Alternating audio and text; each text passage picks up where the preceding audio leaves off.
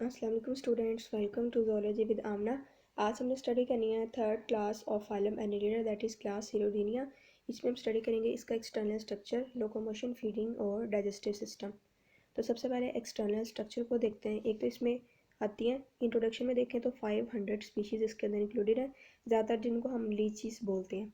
ठीक है, जैसे कि हीरोडिन का मतलब होता है लीच, ज़्यादातर इसके अंदर आएंगी लीचीज़।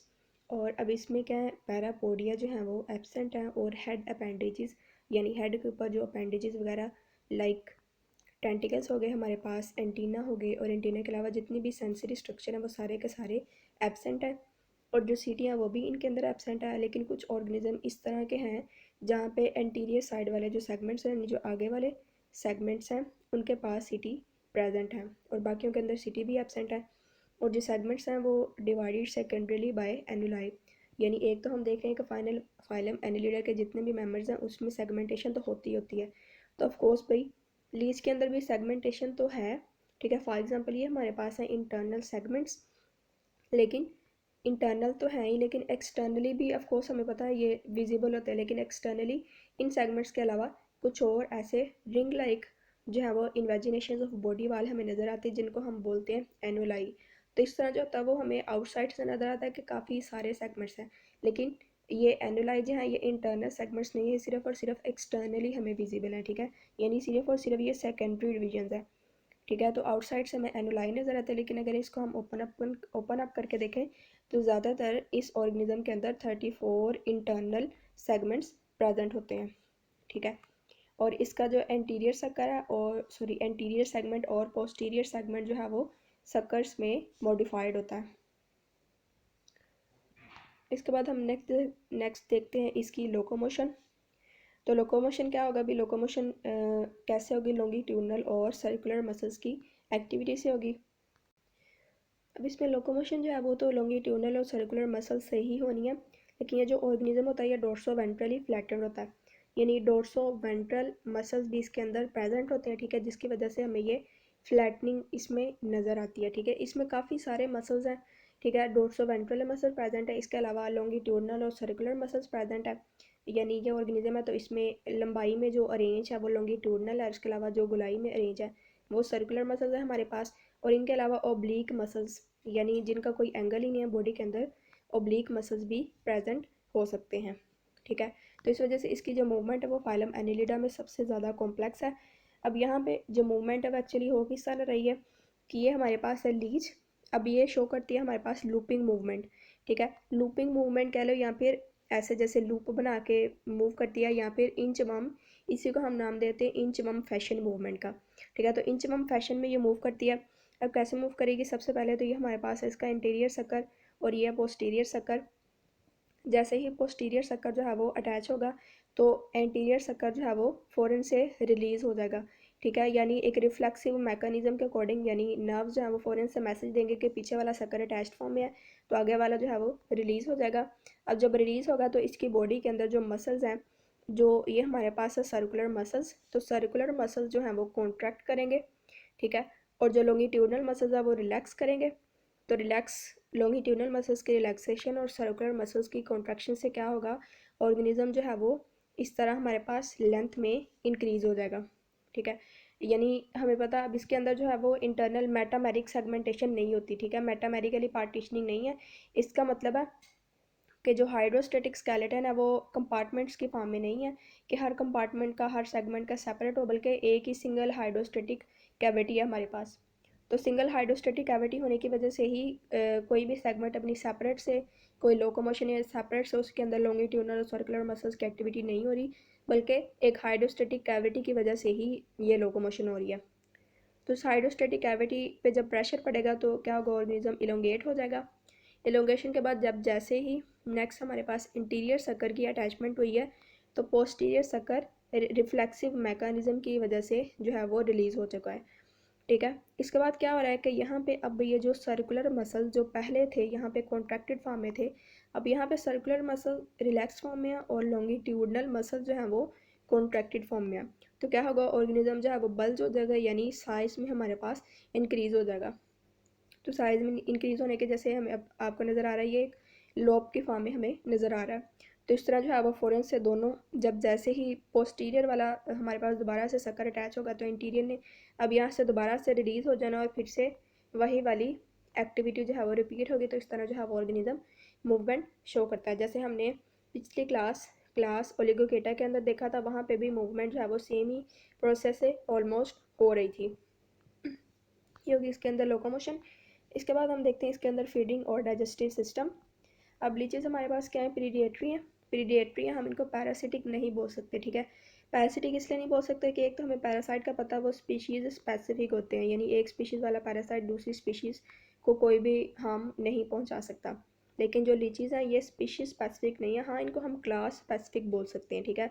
फॉर एग्जांपल एक जो लीच है अगर एक वो एलिगेटर पे फीड कर सकती है तो इसका मतलब है वो लीजर्ड पे भी फीड कर सकते हैं। अब देखें भी एलिगेटर और लीजर्ड सेम स्पीशीज़ तो नहीं है, हाँ ये है कि उनकी जो क्लास है रेप्टिलिया है वो सेम है। तो लीचीज क्लास स्पेसिफिक है, एक तो स्पीशीज स्पेसिफिक नहीं है, इस वजह से हम इनको पैरासिटिक नहीं कह सकते। तो कि इन्होंने फीड ज़्यादातर ब्लड के ऊपर ही करना होता है, ठीक है, अपनी प्रे की बॉडी के ब्लड के ऊपर ही, ठीक है। और बहुत कम केसेस ऐसे हैं जहाँ पर लीचीज जो होते हैं वो पूरी प्रे की बॉडी को ही जो है वो स्वेलो अप कर लेती हैं, ठीक है। तो इनमें ये डिफरेंस है कि ये स्पीशीज स्पेसिफिक नहीं है बल्कि क्लास स्पेसिफिक है। दूसरा, इनको हम पैरासाइट्स क्यों नहीं बोल सकते हैं, क्योंकि ज़्यादातर पैरासाइट के केस में क्या होता है कि पैरासाइट अपने होस्ट के बगैर सरवाइव नहीं कर सकता मोस्ट कंडीशन में, ठीक है। लेकिन लीच की एज सच कोई कंडीशन नहीं है। लीच का जो अपने प्रीडेटर या के साथ जो कॉन्ट्रैक्शन है वो बहुत ज़्यादा ब्रीफ होता है, यानी बिल्कुल शॉर्ट टाइम पीरियड के लिए होता है। जैसे ही फीड करेगा, फीड करने के फ़ौरन बाद लीच जो है वो अपने प्रे से सेपरेट हो जाती है, ठीक है। अब इसके बाद हम देखते हैं इसके डाइजेस्टिव सिस्टम के कंपोनेंट्स को। तो सबसे पहले है माउथ, जो कि एंटीरियर सर्कल यानी जो फर्स्ट सेगमेंट जो एंटीरियर सर्कल में मॉडिफाइड है उसके मिडल में जो है वो माउथ प्रेजेंट होता है, ठीक है। और माउथ के ऊपर 3 कार्टेनियस जास प्रेजेंट हो सकते हैं, ठीक है, हो भी सकते हैं और नहीं भी हो सकते। तो 3 कार्टेनियस जास प्रेजेंट हो सकते हैं। इसके अलावा अब कुछ लीचीज़ हमारे पास इस तरह हैं जिनका जो एंटीरियर डाइजेस्टिव ट्रैक है यानी जो माउथ स्ट्रक्चर है वो प्रोबोसिस के अंदर मॉडिफाइड हो सकता है।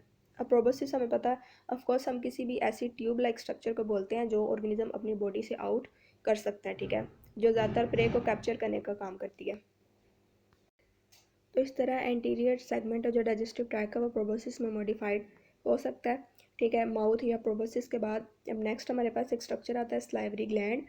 अब स्लाइवरी ग्लैंड मॉडिफाइड है एंटी कोगुलेंट सेक्रीशंस को सेक्रेट करने के लिए, जिसको हम नाम देते हैं हिरोडिन का। जैसे हमें पता है लीचेस ने फिट करना होता है किसी भी ऑर्गेनिज्म या प्रे के ब्लड के ऊपर, ठीक है। तो जब जैसे ही माउथ जो है वो अटैच होगा प्रे के साथ, यानी माउथ के पास जास प्रेजेंट है, यहाँ पे अपनी प्रोबोसिक्स या जास को यूज़ करते हुए जैसे ही प्रे की बॉडी के साथ अटैच होगा तो फ़ौरन से ही स्लाइवरी ग्लैंड जो है वो एंटी कोगुलेंट सेक्रीशंस सेक्रेट करना स्टार्ट कर देगा ताकि जो ब्लड है उसकी क्लॉटिंग ना हो सके, ठीक है। तो एंटीकोगुलेंट को हम बोलते हैं हिरोडिन। तो हिरोडिन फ़ौरन से सिक्रीट होगी स्लाइवरी ग्लैंड से, ठीक है। नेक्स्ट प्रोसेस में क्या होगा जी, माउथ से के पीछे हमारे पास प्रेजेंट है मस्कुलर फेरिंग्स जो कि पंपिंग ऑर्गन भी है। जैसे ही माउथ जो है वो अटैच हो चुका है, ठीक है, टिश्यू के ऊपर किसी भी ऑर्गेनिज्म की बॉडी के, तो फ़ौरन से जो फेरिंग्स है वो पंपिंग एक्शन शो करेगी।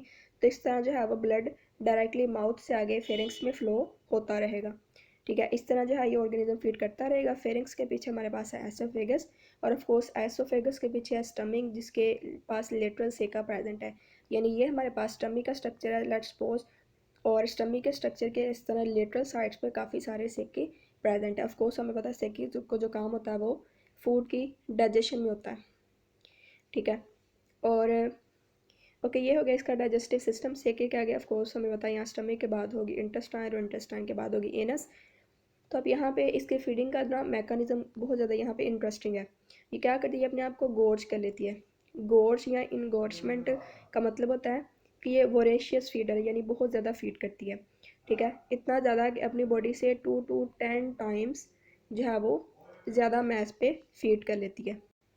जब ये अपने बॉडी मास को 2 to 10 टाइम्स इंक्रीज़ कर लेगी यानी इनगोर्जमेंट कर लेगी तो तब ये जो है ऑटोमेटिकली प्रे की बॉडी से फॉल ऑफ हो जाएगी और इस तरह काफ़ी सारे मंथ्स जो हैं वो फास्टिंग में फिर गुजार सकती है, यानी काफ़ी सारे महीने फिर इसको खाने पीने की ज़रूरत नहीं पड़ेगी। इवन ईयर्स तक जो है वो बाद में फास्टिंग कंडीशन में ये रह सकती है लीच, ठीक है। तो ये इसका प्रोसेस है।